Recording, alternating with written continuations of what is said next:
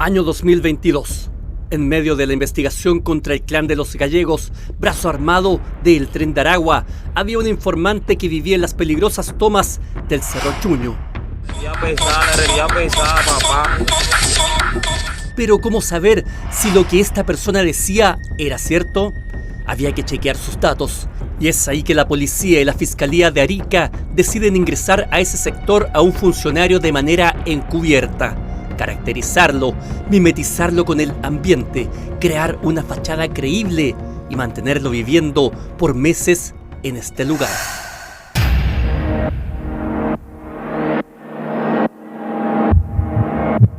Comparece el testigo con reserva de identidad asignado como D1. Se le llamó D1. En atención a la protección que tiene, se prohíbe en este sentido cualquier tipo de divulgación de su identidad.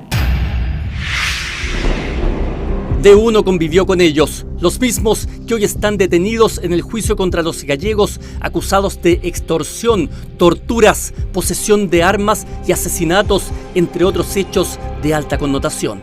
En definitiva, lo que le estamos pidiendo a esas personas es crear y generar vínculos con, dentro de la criminalidad. En el momento que me sorprendían o levantaba la más mínima sospecha de las personas con las que yo me iba a relacionar, no iba a significar que me iban a golpear o que me iban a echar de la población, no. Literalmente me iban a matar.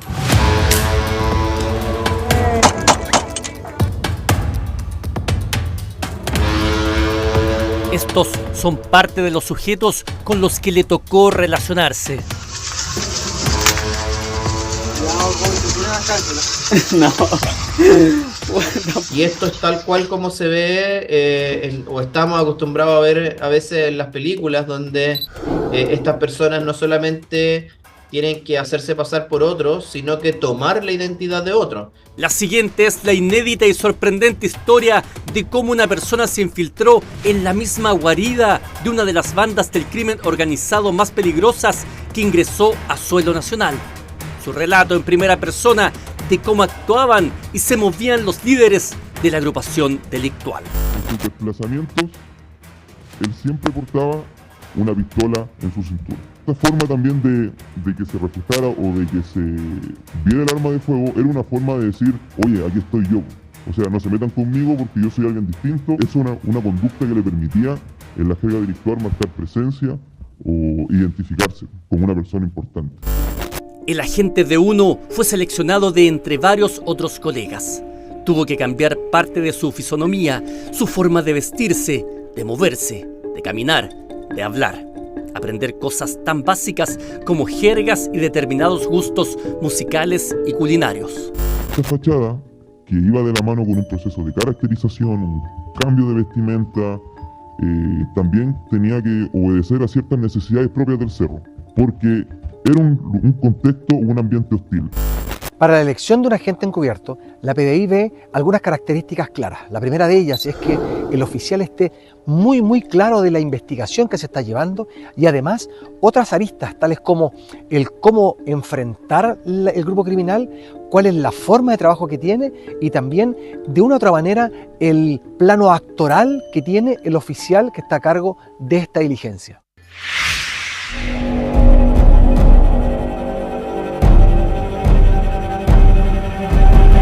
Se creó una fachada que le permitiera ingresar al sector sin levantar sospechas. Se transformó entonces en un transportista informal.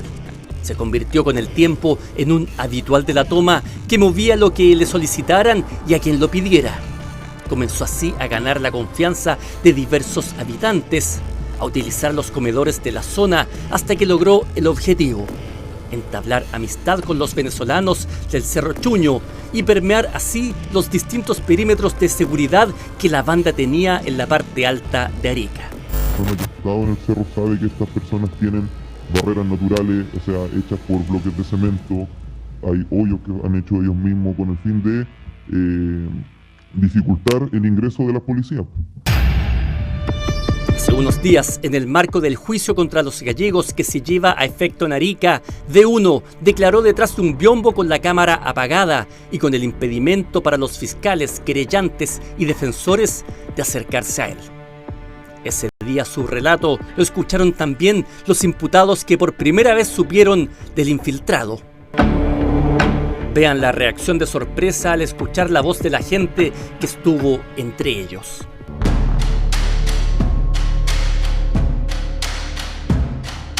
Cuando él da los antecedentes de cómo ingresó, qué vio, dónde estaba, obviamente los imputados inmediatamente se dieron cuenta quién era, si convivieron o compartieron con él mucho tiempo. Y en ese momento, claro, uno pudo ver las caras, los rostros de sorpresa de cada uno de ellos porque no se imaginaban efectivamente quién era o a quién correspondía a esa gente encubierta en particular. El policía infiltrado se paseó entre tipos armados, entre los líderes, soldados y sicarios de la agrupación criminal. Ingresó a sus lugares de reunión, se ganó su confianza y aunque se veía solo, siempre habían compañeros que velaban por si algo se salía de control. Respecto de este agente encubierto hay todo un nivel de protección también. O sea, él no está solo nunca en el lugar. Siempre hay otras personas que a la distancia están evaluando si su seguridad puede verse en riesgo o no. Había un equipo de vigilancia, que eran las personas encargadas de tenerme de todo momento en vista, si es que pasaba algo. Había un equipo que estaba encargado de la irrupción o de extracción inmediata en caso que pasara algún antecedente o algún hecho que pudiera en el más mínimo riesgo mi integridad o cuando se presumía que mi fachada podía ser descubierta. Era una misión peligrosa y había que tener cuidado. El infiltrado no pocas veces estuvo compartiendo con los líderes como Jorge Galavis, el mismo que ha estado involucrado en intentos de motín al interior de la cárcel de alta seguridad. Estaban escuchando principalmente a alguien que le decían el Culito, que corresponde a su identidad a Jorge Galavis García, que Culito nunca andaba solo en sus desplazamientos al interior de la población.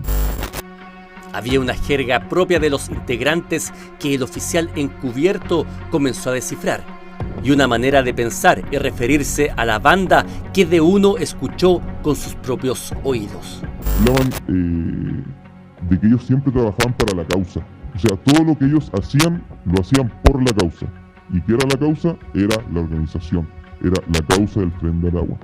Por eso ellos tenían ciertos códigos que se respetaban y que eran súper importantes de entender. Como por ejemplo, que todo lo que se vendía era para la organización, todo lo que se realizaba era para la organización. Si había alguna anomalía o había alguien que no estaba alineado con las directrices de la organización, tenía consecuencias negativas.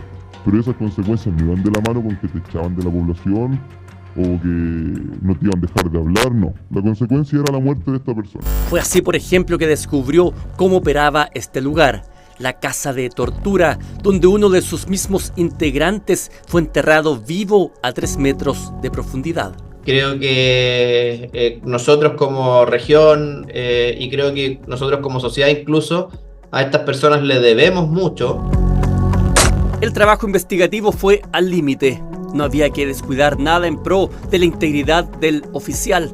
Por eso es que nadie comprendió cuando el año pasado, en la antesala de la preparación del juicio oral contra el clan de los gallegos, el juez de garantía de Arica permitió a las defensas de los imputados tener acceso a los nombres de los testigos protegidos y de los agentes encubiertos, incluido D1. Tenemos que extremar la protección de quien está asumiendo este tipo de trabajos o tareas, porque primero no es fácil, y segundo, no se está arriesgando por él, se está arriesgando por todos nosotros.